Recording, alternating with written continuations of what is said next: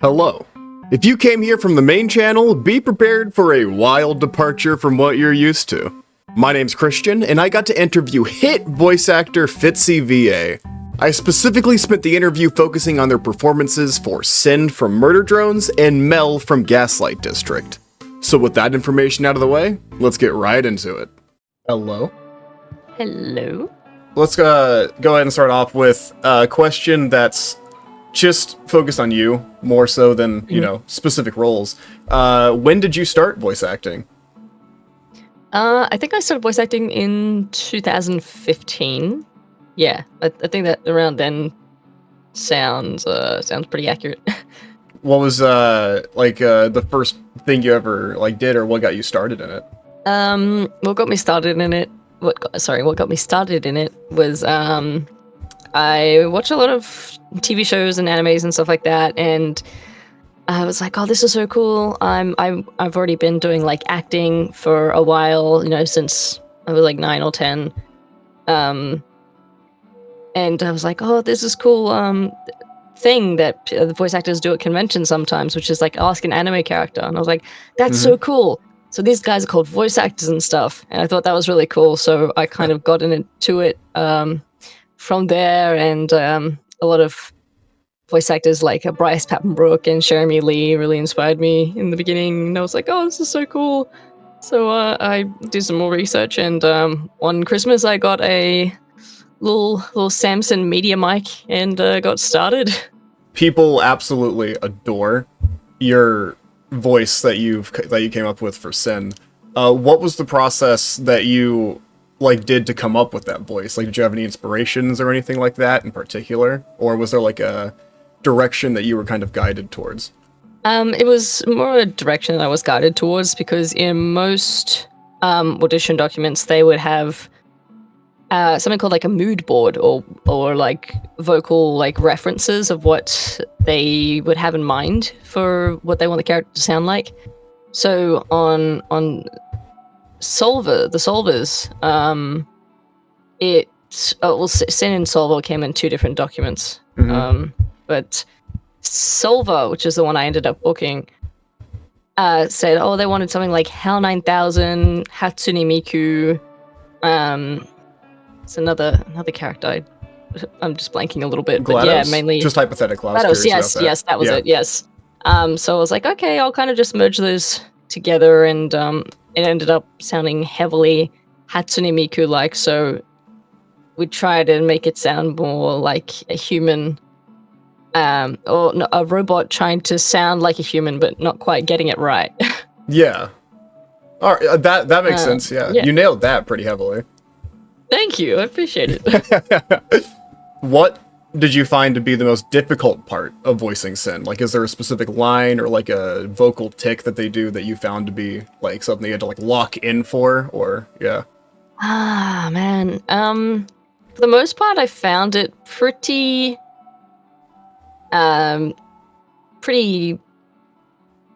easy, but it was. I could do it without too much struggle. Strain. I think. Yeah. Except for when she had these really crazy laughing crash out kind of lines, just the insane laughter and stuff. And it's not. This wasn't in the show or anything, but just the singing as Cyn is kind of hard.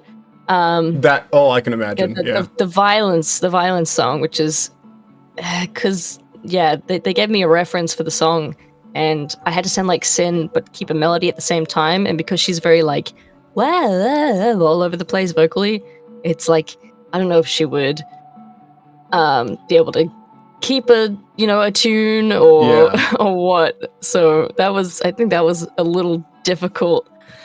Some characters are easier to sing as than others. Well, just skipping ahead some questions because we're on the topic of it, but with singing, you did a song with CG5. Yes. What was the process of making that and how did that come about? Well, my partner knows quite a lot of people, and CG5 had visited his place recently, or in the past, So I'd briefly met him. And I think he had just posted, oh, I'm probably going to do a Murder song, see what's going on with that. And then I asked my partner, I was like, oh, hey, can you tell him that I voice this character that he wants to do a song about? So if he wants to totally do a song, I'm totally down. And then we got in contact and we started working on it. And yeah, a lot of lyric changes. And so yeah, just all of it was basically just, CG5's idea. So just went along with that, and it was my first time kind of doing like a main vocals for a song, so it was pretty cool. And yeah, got a fair amount of traction, which is pretty sick. So on the opposite of what was the most difficult part of voicing Cyn, what was your favorite part? Was there like a part of doing Cyn that you were like, this is just fun. This is very enjoyable, like this specific aspect or something? Oh man, with Cyn, just like unhinged lines that don't really make sense. Like the God fucking damn it. Like I like that one because you don't expect her to swear. Yeah. So technically she swears, but technically she doesn't. Just little like silly lines like, oh, crisscross applesauce, and little lines like that. They're always really fun, and I guess intimidating lines are really fun. Like, oh, bad job, V. Yeah, you fucked up. So, yeah, just sounding really being menacing, sounding menacing as the character is really fun as well. Because, yeah, in acting, I guess you can't really, in acting, you can do things that you don't necessarily always do in real life. Like, I'm not the most menacing person in real life, and I don't really, so I could be a bit, like, threatening and creepy as Cyn, so I had fun with that. I was like, yeah, I'll just go for it. Like, it's funny, it's almost whiplash how, like, easy and quickly you can just, like, go back and forth between doing the voice and not. Thank you. Yeah, no, a lot of people are a bit surprised about that, but I've been doing it for a few years now that I'm just kind of like, oh, this is just normal for me. So I know that I can do it, I guess. But I wasn't always super great at doing the voice. For a while, it took me. I mean, like, the voice definitely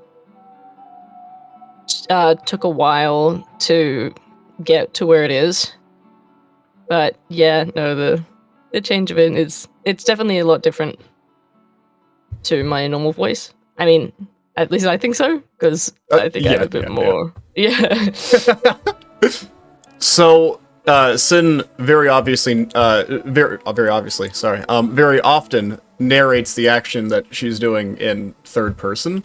I'm curious if any of those were improv, if they were all pretty by the book, because I can see like a specific tick like that with the character being something that you throw in improv, and it sticking at points. Well, I think a lot of those weren't actually in the script, but when it came into like the recording session, the director would just be like, oh, how can we just get like a little like a stab or like a little giggle kind of thing? And I was like, oh yeah, no, I'll try that. And we just kind of, so it was kind of like it was planned, but it was also improv at the same time. So we just thought, I was like, oh, this seems really fun. Like, she would just kind of narrate her own little activities. So yeah, there were a couple of different approaches, like, oh, get jump scared or something like that. Some weren't used, but yeah, I think for the most part it was like a planned improv, if that makes sense. Yeah, that makes sense. I can understand that. So how has playing Cyn like impacted you? Like, just because this role has been a massive hit with success of Murder Drones, so how has this role like impacted you on a personal level? I like to ask that to a lot of people because the answers differ wildly. Yeah, I definitely think it is my biggest role to date, so I've definitely gotten a lot more traction and a lot more work because of that. So that's been really cool, and a lot of people have been like, "Oh, well, we don't need AIs for voice acting now because we can, there's people who can actually sound like AI." So I'm like, "Okay, that's cool." So I've been voicing a lot more robots now, which is cool. Yeah, I feel like I've just been getting a bit more recognition, which has been cool, and then working with Glitch. And then they sent me, other casting calls. And I was like, oh, if I can do this kind of character, I'll try for MEL. And that one, I was so surprised that I got that one as well. So Dude, I was so curious what it was whenever you were like, just like wait like a month. Just trust. It's good. Yeah, I was just I didn't want to say anything, but I was like, if maybe it'd be a good idea to maybe withhold the interview for for some reason, just Intuition. just trust. Yeah. So it's like I think something cool's gonna happen. So yeah, just. Well, speaking of which, how was it going from a main glitch antagonist to a main glitch protagonist? Like, what was that? Like, that switch, was, like, being worked with any differently? I don't know. Just, like, I feel that's a big change in character from the same studio. So. It is. It's definitely a lot more work, I think. Because, yeah, a lot more longer sessions, and yeah, because MEL is such. Oh my gosh, someone's vacuuming right outside my door. She's such a high energy character compared to Cyn. She's kind of like, very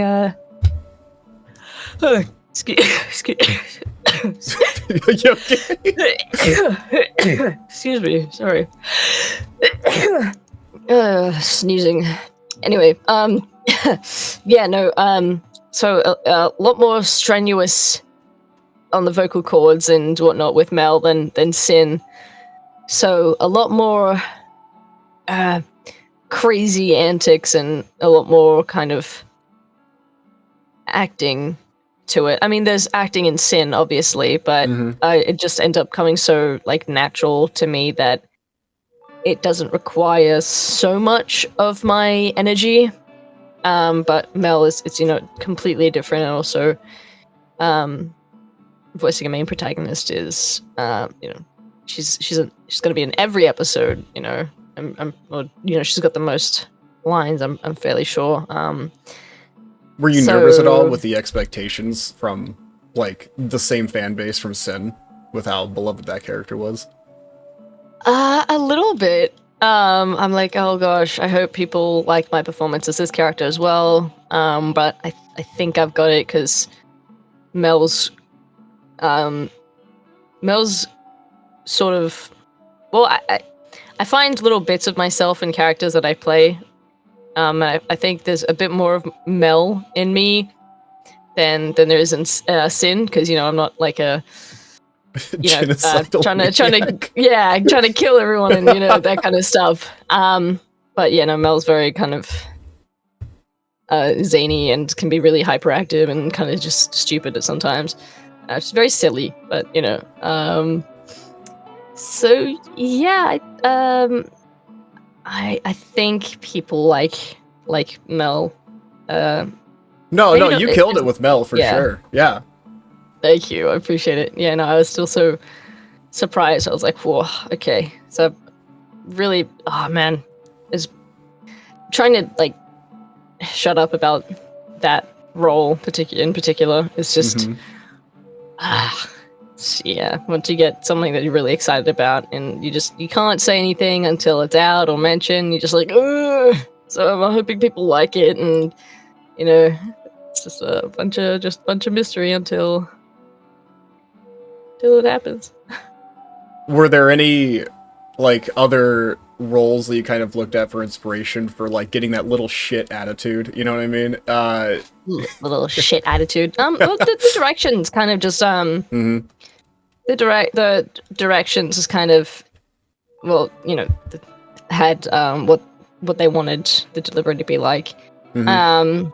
But for again, there were mood boards references from previous characters for MEL as well. So some of them are like Jinx from League of Legends, Haruko from Fully Cooley, and what's her name? Man, Tiny Tina from Borderlands. Ooh, So that's a kinda good one to. Okay. Yeah, I I kind of see just that. Okay. meshed a bunch of those together, and I just really had fun with the audition because I was like, oh, she's really like super fast, rah, high energy, and she's just very impulsive and just does whatever, and she's very rah, which is quite literally what it said. It said rah, of course.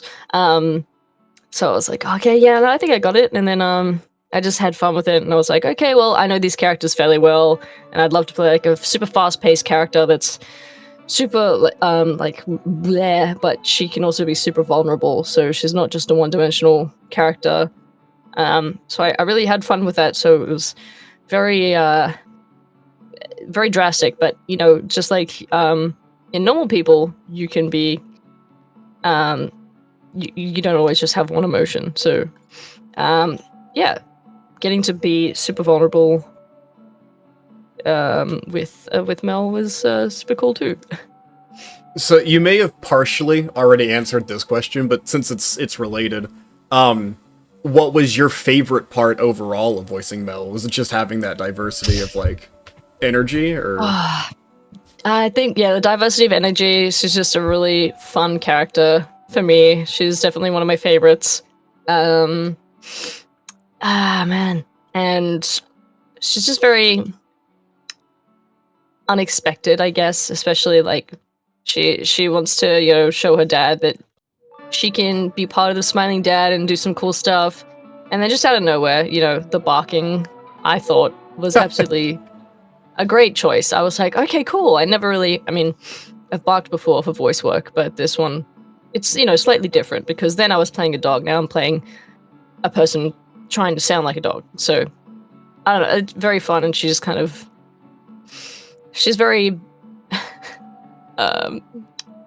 what's the word? Impulsive, I think. Yeah, So, that would work. So yeah, just a lot of like stupid stuff and just antics and that she has. Yeah, so stuff like that, and just I love the delivery of her lines. Like, it's kind of extremely over the top, and in a way, Cyn's lines are kind of similar to MEL's, because Cyn goes, you know, up and down and sounds uncanny. And then with MEL, it will be like such high energy and go completely over the top, where they're both kind of not usual vocal range that a normal person or a normal character would use, you know? So I really like that about both of them. So getting to really play around with my range is super fun with both characters. Yeah. I think it's very cool how obvious it is that you adore Mel, the role in particular. Yeah, no, she's definitely.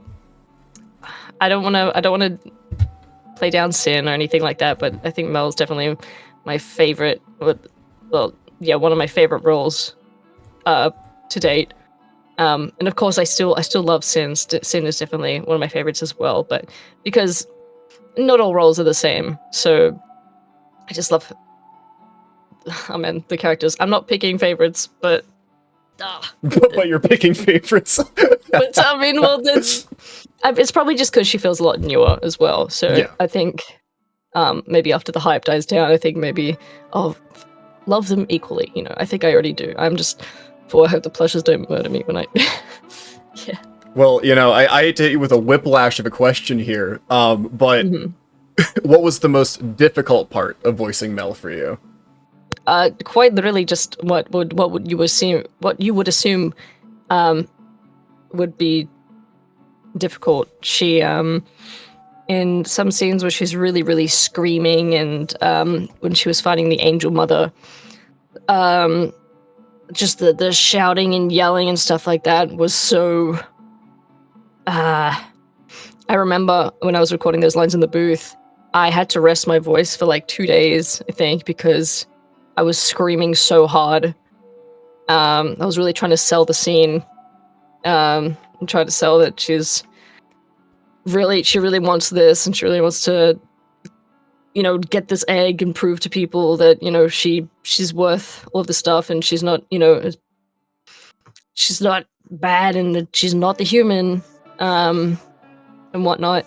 So that was really, really cool. And then I think one of the scenes after, when she's in Ken's arms and she's like, give me shit later, they asked me to re-record that, and it was the reason that one was really tricky, it was a bit hard for me, was because I had just had COVID at the time, and Ooh. I tested negative, but I was still had the symptoms. So I was like, okay, I'll re-record this line really, right here. And they were like, wow, that sounds really, really good. So we're gonna put that one in. How do you sound like that? You sound really like you're dying. I'm like, because I've COVID. Really funny.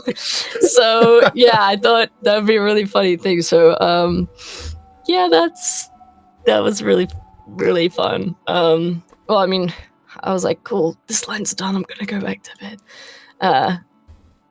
Yeah, but non-acting wise, I think doing all the little drawings for Mel was a bit tricky, because, I mean, I draw sometimes, but not super, super often. So, yeah, some of those were quite challenging for me, and so I had to ask for some help from Nick, and he was like, okay, here's what you're gonna do with the shading, here's what you're gonna do here, like make the lines thicker here, try and, here's so I think we ended up doing, I was gonna say 3 takes, sorry, 3 different drawings of the handsome Ken, because I wasn't used to it, but the third one was the charm, so we went with that, and so that was quite difficult for me as well, but yeah. That's peak. I literally haven't drawn in like, so it was the 2nd grade, so you did better than I ever would have. Thank you. No, it's I do little doodles every now and then, like, it's like a hobby that I have that I don't really do too much of, but I was like, oh, this is really cool that they want me to write and draw stuff as Mel. I think I originally pitched it. I was like, oh, it'd be cool if you guys are having a little bit of trouble with